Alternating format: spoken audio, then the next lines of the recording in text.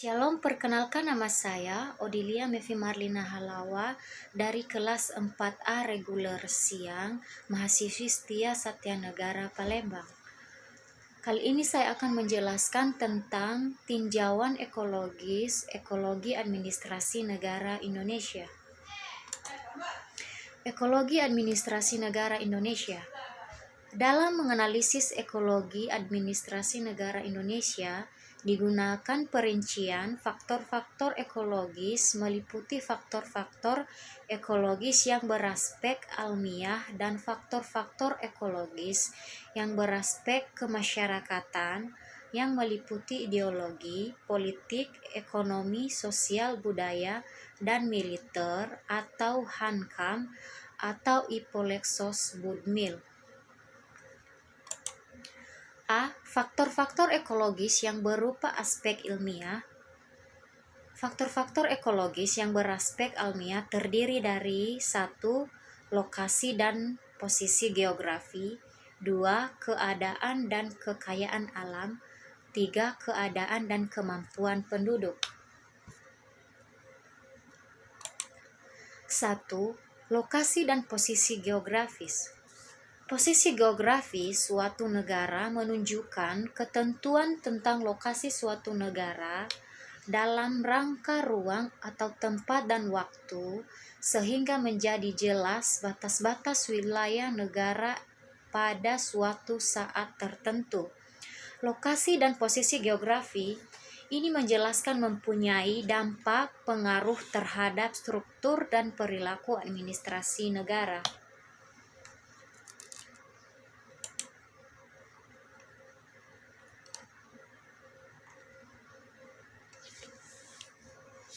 A. Pengaruh lokasi dan posisi geografi terhadap administrasi negara.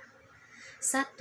Bentuk wujudnya ke dalam geografi Indonesia merupakan kepulauan atau arsipeolog terdiri dari 3.667 buah pulau besar dan kecil dengan luas wilayah daratan 1.919.170 km persegi dan luas wilayah perairan atau lautan 5,4 juta km persegi sehingga keseluruhannya mencapai sekitar 7,3 km persegi.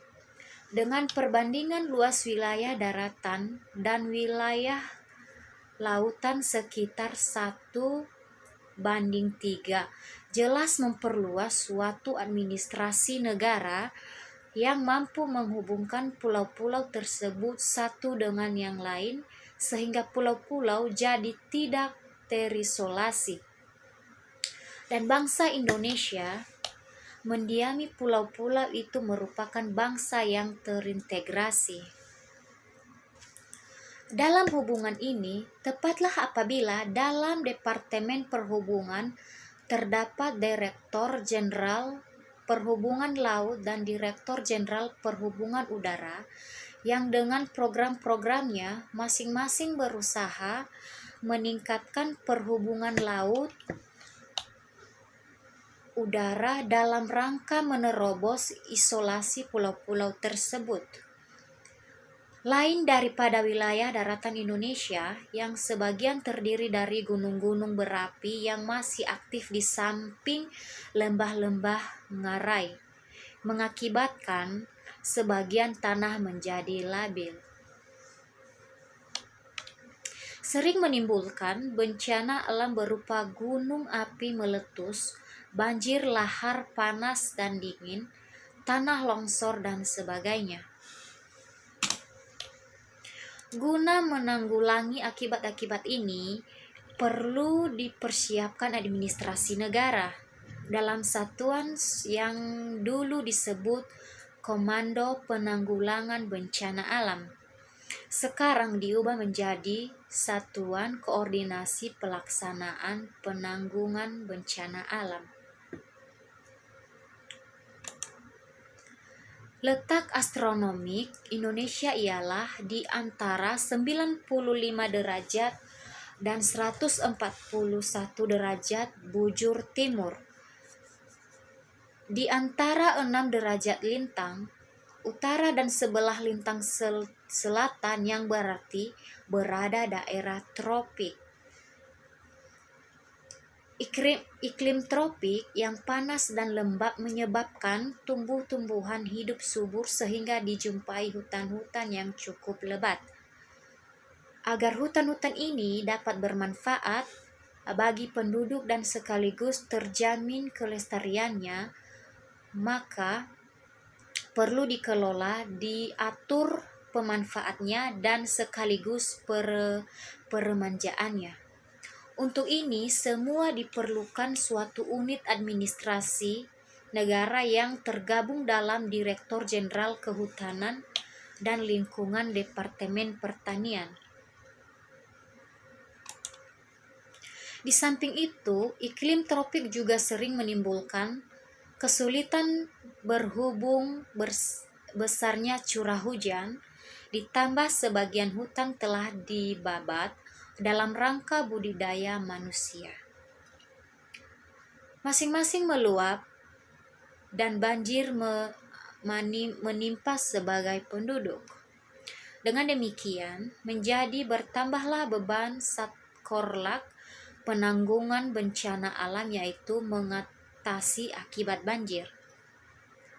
Di samping itu, disusun pula program-program administrasi negara untuk mengatasi banjir ini. Misalnya, penghijauan dan reboisasi, penggalian kanal-kanal, pembuatan bendungan pengendali banjir, penelusuran alur sungai-sungai dan sebagainya. Untuk keperluan ini, semua tetaplah apabila Kabinet sekarang ditunjuk Menteri Pengawasan Pembangunan dan Lingkungan Hidup atau PPLH. Posisi silang negara Indonesia terletak antara 2 benua dan 2 samudra. 2 benua tersebut ialah Asia di sebelah utara Indonesia, di mana terletak negara-negara besar. Sebagian wilayah Rusia atau RRC, Jepang dan India dan Australia di sebelah selatan Indonesia, yang orientasinya ke barat. 2 samudra yaitu Samudra Pasifik yang peranan pentingnya telah terbukti sejak Perang Dunia Kedua, dan Samudra India yang semakin penting perannya berhubungan dengan negara-negara di sekitarnya dan merupakan jalur supli minyak dari Timur Tengah ke Eropa, Amerika, dan Jepang. Posisi silang demikian ini menjadikan Indonesia sebagai incaran ideologis, politik, ekonomis, sosial, budaya, dan militer. Di samping itu juga Indonesia seolah-olah menjadi medan terbuka yang dapat didekati dari segala arah. Atas dasar ini, diusahakan agar Indonesia mampu mengontrol wilayahnya dan menangkal bahaya-bahaya yang datang dari segala arah. Untuk mana perlu diciptakan perangkat administrasi negara. Misalnya, jajaran Departemen Hankam dengan kemampuan di laut dan di udara tangguh, Badan Koordinasi Intelijen Negara, jajaran Departemen Luar Negeri, dan sebagainya. Semuanya diarahkan untuk melindungi tanah tumpah darah dan bangsa Indonesia, baik dengan jalan menahan musuh dan kekuatan-kekuatan subversif yang akan masuk ke Indonesia, atau kematian kekuatan-kekuatan tersebut pada sumbernya di luar Indonesia, maupun dengan jalan mempererat kerjasama di antara negara-negara sahabat, terutama tetangga terdekat dalam bentuk kerjasama regional seperti ASEAN. B. Pengaruh administrasi negara terhadap geografi Indonesia.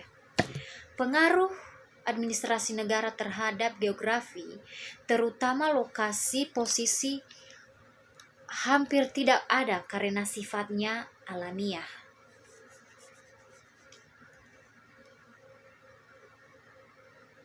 Dan posisinya, tetapi pengaruh pada segi lain dapat ditelusuri melalui perubahan cara pandang atau wawasan bangsa Indonesia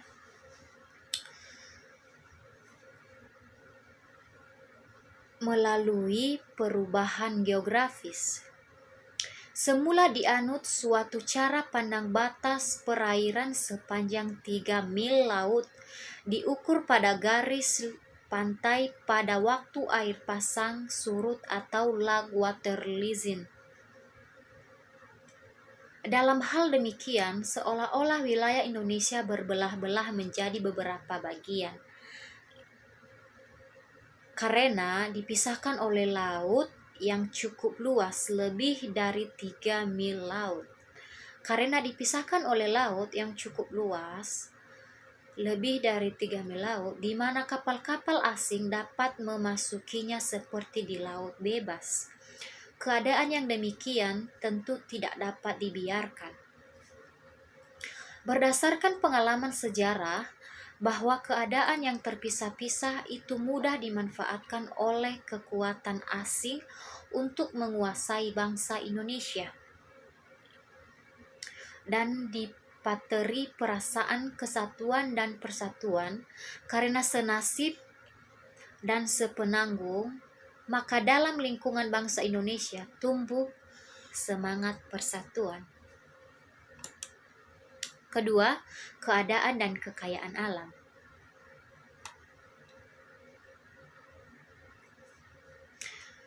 Negara Indonesia memiliki potensi kekayaan alam yang cukup besar. Sumber-sumber kekayaan alam beraneka ragam. Kekayaan alam ini dapat berupa tanah yang subur, lautan yang kaya akan ikan dan kehidupan laut lainnya, bahan-bahan tambang yang sebagainya. Daratan yang mempunyai gunung-gunung berapi memang dapat menyuburkan tanah dan juga mengandung potensi sebagai sumber energi yang dapat dimanfaatkan kemudian, di samping dapat juga mendapatkan bencana alam. A. Pengaruh keadaan dan kekayaan alam terhadap administrasi negara. Kesatu, pengaruh keadaan dan kekayaan alam ini terhadap administrasi negara nampak pada usaha-usaha untuk memanfaatkan sumber-sumber alam tadi bagi pemenumbuhan kebutuhan manusia. Tanah yang subur perlu dibudidayakan baik untuk bercocok tanah maupun untuk aquacultur. Lautan yang mengandung kekayaan laut yang bermacam-macam, ikan, kerang, dan sebagainya perlu dibudidayakan sehingga memberikan manfaat yang lebih besar bagi penduduk. Untuk keperluan ini telah terbentuk seperangkat administrasi negara yang terhimpun dalam departemen dengan komponen-komponennya. Kedua, negara-negara sedang berkembang pada umumnya belum mampu mengendali sumber-sumber kekayaan alam secara maksimal. Oleh karenanya, bantuan asing baik berupa modal dan tenaga ahli tidak dapat dihindarkan. Demikian pula Indonesia pula menggali sumber-sumber minyak di lepas pantai pada akhir-akhir ini perlu diperlukan kerjasama dengan pihak asing. Demikian pula perusahaan bahan tambang lainnya seperti nikel, aluminium, dan sebagainya.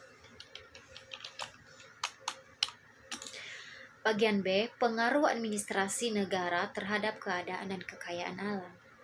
Pengaruh administrasi negara terhadap kekayaan alam sangat terbatas karena Kekayaan alam ini merupakan karunia Tuhan yang Maha Esa.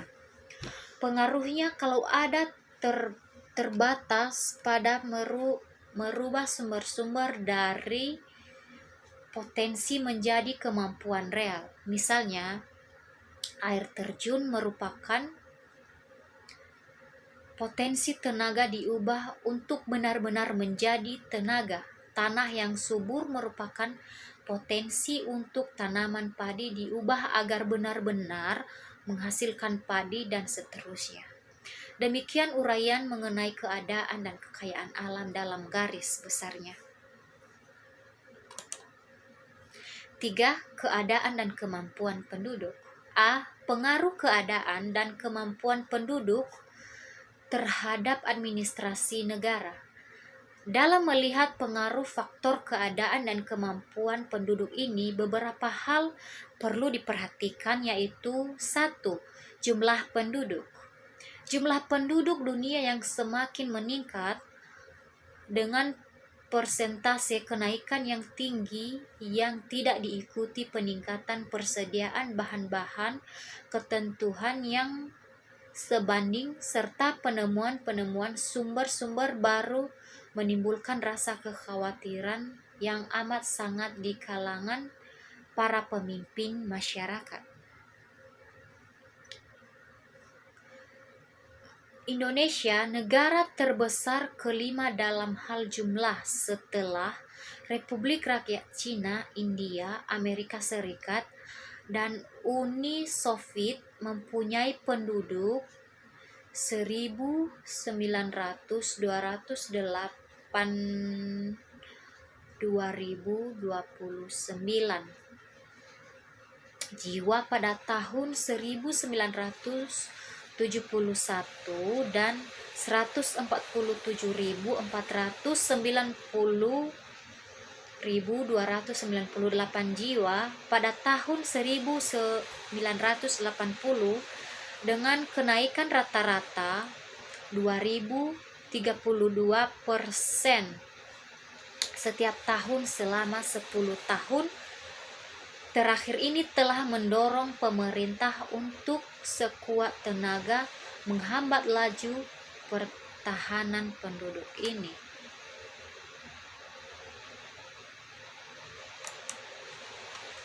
Sejak semula telah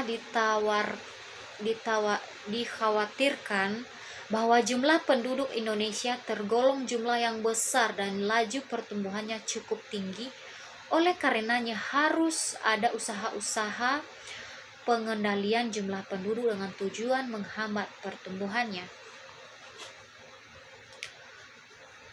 Untuk keperluan ini, maka ditetapkan program-program pemerintah yang berkenaan dengan ini dan terkenal dengan program keluarga berencana yang dimulai secara resmi 1969. Organisasinya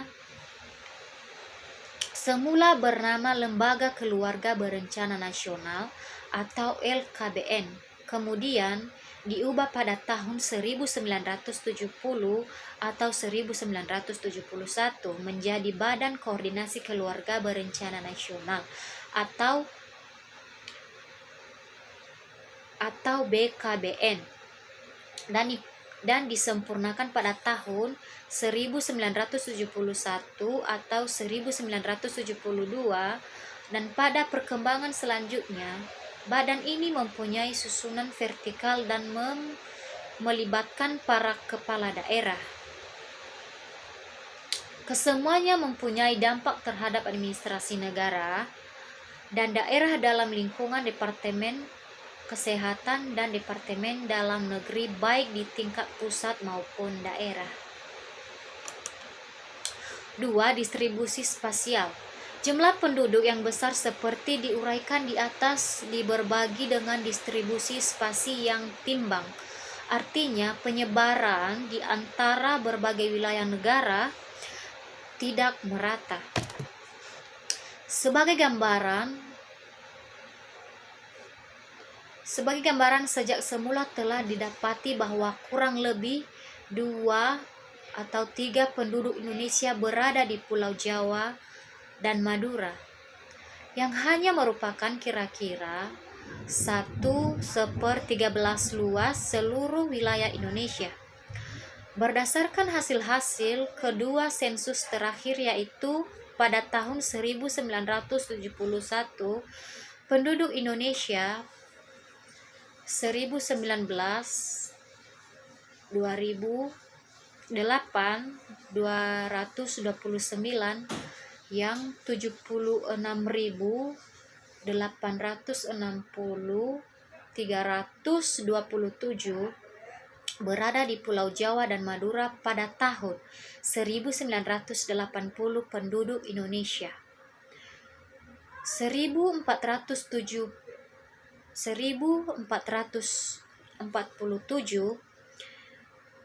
4.090, 298 yang 91.269, 528 diantaranya berada di Pulau Jawa dan Madura. Keadaan yang timbang ini tidak dapat dipertahankan dan harus diambil langkah-langkah nyata dan berencana untuk mengatasinya dengan memindahkan sebagian penduduk Jawa dan Madura ini keluar. Untuk keperluan ini, pemerintah mempersiapkan perangkat administrasi negara yang nama Jawatan Direktur Jenderal Transmigrasi. Pada suatu saat, jawaban ini ditingkatkan statusnya. Bersama-sama Koperasi dan Pembangunan Desa menjadi Departemen Transmigrasi, Koperasi dan Bangunan Masyarakat Desa atau Trankopemada, dan terakhir berada di lingkungan Departemen Tenaga Kerja dan Transmigrasi.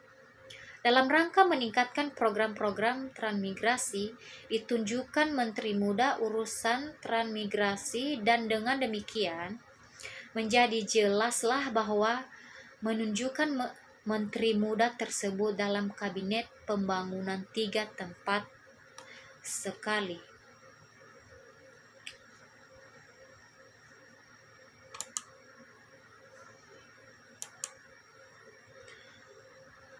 Komposisi umur. Komposisi menurut usia penduduk juga mempengaruhi administrasi negara.